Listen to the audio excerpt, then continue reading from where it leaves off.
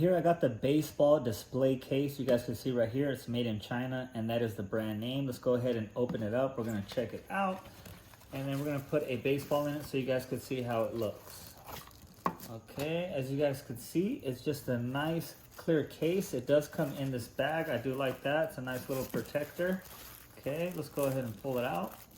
Well, let me show you guys what it looks like. You guys could see at the very bottom, it has little 4 grooves, and that's where the baseball sits on right there.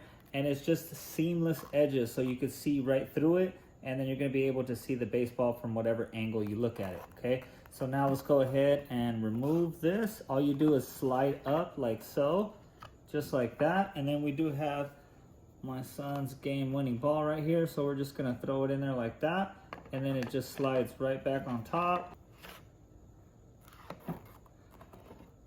All right, you guys can see it right here. So it just slides on and it just displays. If you guys have a baseball with the signature on it, you're gonna be able to see right through there, and you're gonna be able to go ahead and buy as many as you need. I just bought one, but of course you guys could buy more, and I do recommend getting this baseball case.